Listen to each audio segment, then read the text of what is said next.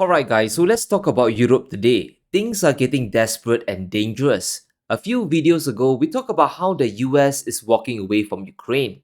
And not just Ukraine, Trump is also demanding NATO to pay up now. America is done funding the collective defense. And this has been an issue for many years. Does that mean if we don't pay you, you're not going to defend us against Russia? I said, that's what it means. Are you saying you're delinquent? Well, I don't know about that word. That's a real estate word. Very simple word. It means you're not paid. You're saying you're delinquent. Yes, let's say we're delinquent. Will you defend us? I said, absolutely not. I took so much heat from the fake news media. NATO and the EU will have to defend their own borders and fund their own militaries. And that's a big blow considering their economies are in tatters. And even today, Brussels is still against importing cheap Russian energy. So their industrial capabilities are kaput. Making armaments alone will be a major crisis. The EU is facing a financial squeeze. Today, the majority of EU members spend less than 3% of GDP on defense. Only Poland, Estonia, Latvia, and Greece do. But for Germany, France, and Italy and Spain, they aren't spending enough. What Trump wants is for NATO to spend at least 5% of their economy on defense. That means a bill of at least $3 trillion for Europe. How are they going to pay for that? It will be quite impossible. Unlike China, the EU's exports to the world are dropping. That means a falling trade surplus. In December, the EU suffered another 3% hit to their balance of trade, losing 500 million euros in surplus. The biggest hit came from their chemical exports, so obviously money can't come from there. How about borrowing money? Now that's also an issue. The European Central Bank is desperately slashing rates because the economy is facing total collapse. The only lever they can control now is borrowing costs. The only option left seems to be the resources beneath Ukraine, the minerals, the rare earths. Maybe that can pay the EU back and make them whole again. Well, Europe can forget about it after what Trump said. Europe gave it in the form of a loan. They get their money back. We gave it in the form of nothing, so I want them to give us something for all of the money that we put up. So we're asking for rare earth and oil, anything we can get. But we feel so stupid. Here's Europe, and you know, it affects Europe. It doesn't really affect us, except we don't like to see two things. Number one, how Biden got us into this thing in the first place. Terrible.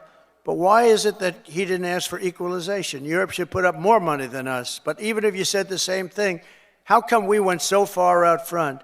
And he didn't know that Europe gets his money back. They did it in the form of a loan. We don't get our money back.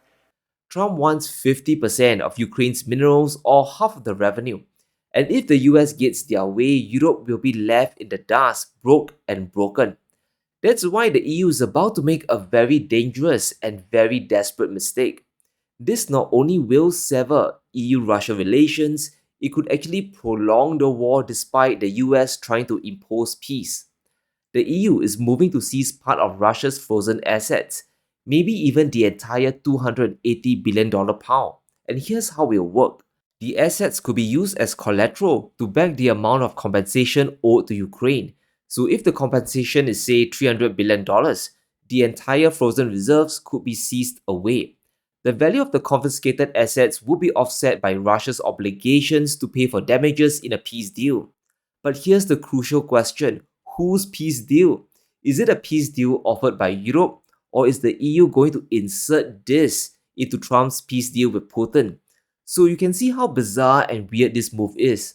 But it gets worse. Let's not forget the $50 billion loan to Ukraine backed by the profits of Russia's assets. And this was finalized by both Janet Yellen and the EU back last year. So Europe is already billions of dollars in the hole. The EU wants to create a claims compensation system which I'm sure the Russians and even the US would oppose. Von der Leyen wants justice, which means compensation from Russia. It's basically the EU abandoning pragmatism to force their demands on a situation that's already baked into the cake. Taking nearly $300 billion from the Russians sounds really tempting, but there will be huge repercussions. There's still a lot of US and EU companies on Russian soil. They paid at least $3.5 billion in taxes on the profits to the Kremlin. Some estimates puts it even higher. Russia can seize Western corporate assets if Putin wishes. They already have taken US and EU bank assets. They have also ordered companies into a forced sale. So this is not a myth, it's not an urban legend. Now there are reports Russia is widening their asset seizure powers, and this will allow them to target foreign investors, including individuals and major Western investment funds. It's not just companies on the hook. And if you are an unfriendly country, personal assets could be taken away as part of retaliation against EU seizures. So the stakes are very high, and until a peace deal is signed, this economic war is far from over. However, this situation is multi-dimensional. Counter-confiscating assets is a given. Russia has done it before and they will do it again. But there's still one more trump card Putin can play. Now, pun not intended here, Russia can still refuse to turn back on gas supplies to Europe. And that would be a disaster for EU industries. Now, as we speak, there are only two gas pipelines connecting Russian gas westwards towards Europe. And that's the Blue Stream and Turk Stream that goes through Turkey. Ukraine has shut down their pipeline. The Yamal line is also down. Nord Stream 1 and Nord Stream 2, they are not operational. So Europe is getting only a fraction of cheap Russian gas. The supply that goes through Turkey would also get marked up, so prices are still higher versus straight from the source. Russia could always refuse to supply Europe with gas in retaliation. Yes, Gazprom would have to sell to China, India, and Asia at a slight discount, but Europe will suffer more. The US might impose peace and Russian gas could flow into the global economy, but it won't be EU industries that will benefit. Gas prices for them have already doubled since January. Take German industries for example. While global production have increased, Germany is collapsing back to the pandemic levels. We have iconic companies like Volkswagen cutting tens of thousands of jobs. That is very tragic. The EU needs cheap energy, even if it's from Russia. And that's why seizing their assets now is not a wise idea. Putin can always play the gas card and render EU industries uncompetitive. But let's talk about Western companies coming back to Russia. It's as predictable as the sun rising in the east and setting in the west. G7 corporations, they want to come back. Russia's economy is expected to grow by nearly 3% for the next few years. Russians, they have the money to spend, and Western companies, they need to find new growing markets to expand.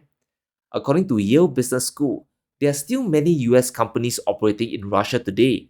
Even Carl's Jr., the burger company, is selling in Russia. So for many other firms, from healthcare to industrials, it's business as usual. Russia's welcoming certain companies back into the economy, but they are in no hurry to make it happen. And even if it occurs, Russia is going to make it hard and impose harsh rules for them. Putin is open for G7 companies to return. He has told his cabinet to prepare for this. However, he wants to give domestic Russian companies advantages, preferential treatment versus those that are returning. In other words, it's payback or punishment time. Sure, you can return to Russian markets, but there's a price to pay to benefit. We shouldn't expect things to be back to the good old days. That ship has sailed. Listen to Lavrov. Russia should only let Western companies into sectors where there will be no risk for the economy if they leave or if they stop operations. Now, this includes Visa and MasterCard. Russia has their own competitive payment system, so a shutdown won't cripple the economy. Western luxury brands can also return because, well, they aren't essential goods. There are many other terms being discussed. For example, the companies have to partner with Russian firms to get back. In addition, there must be mutual access to markets. If Russian companies can't operate freely in the West, there might be restrictions on Western ones in Russia. It's basically a business tit for tat. It's just like Trump's reciprocal tariffs in a sense. But it's obvious the Trump administration expects US companies to return to Russia regardless of what. Head of Russia's sovereign wealth fund, I know you know him, Kirill Dmitriev, told Reuters that afterward they expect a number of American companies to return to Russia this year. Is he right to expect that? Did you discuss lifting U.S. sanctions off of Russia? We did not have that specific discussion at the meeting you're referring to, but I think that obviously there would be an expectation that if we get to a peace deal, that you would be able to have American companies come back and do business there. And I think that everybody would believe that that would be a positive, good thing to happen. But just because US companies want to return doesn't mean it will be easy. Even if Russia doesn't impose any punishments, local brands are grabbing market share and China is deep in the Russian market. Auto sales, for example, Korean and Japanese cars have dropped by over 50% in Russia's market. Local brand Lada is growing, and Chinese auto brands like Chery, Haval, and Geely have nearly doubled their market share. Now that China has integrated AI solutions like DeepSeek into their cars, it will make competition even tougher. Even without any restrictions, Western automakers won't be able to compete on the level playing field. It's going to be the same stories for other industries that China is in. Now, this of course includes smartphones as well. The moment the West pulled out and boycotted Russian consumers, China came swooping in. In 2023, Chinese smartphones accounted for 70% of the entire Russian market. That's an enormous share of the pie, and don't expect China to give that up easily. Consumers in Russia, they are now used to quality phones at a cheaper price. And how are they going to switch away? Western firms will need to restart their factories and supply chains from scratch, which will also cost a lot of money. Now, the moment I saw Maria Zakharova speaking fluent Chinese, it's game over for Western companies trying to get back in. Relations are already very tight with the Chinese, and if Russia needs to choose between the G7 or China's economy, the answer should be ultra obvious. They will choose China, who hasn't sanctioned their economy. There's a ton of speculation of Western companies returning. Now, some people say that Boeing is coming back, and even Starbucks might be returning. But I believe the list will surprise us when the time comes. But all this talk of Western companies returning is quite premature. Things are escalating even further. The UK is about to announce big sweeping sanctions against Russia. Now, the plan once again is to reduce revenues to the economy. And at this point, I have no idea what's left to sanction. So, economic escalation between Russia and Europe is still going on. And if Europe continues to push Russia by confiscating the 300 billion in assets, things won't stop. We could see the US completely disengage, but the EU re-engage again. So this conflict is not over yet. But let me know what you think. Will Europe do the unthinkable and seize Russia's assets? And which Western companies wants to run back to Russia's economy? Let me know in the comments below. Stay safe. Be sure to smash the like button and subscribe as we navigate through these crazy times.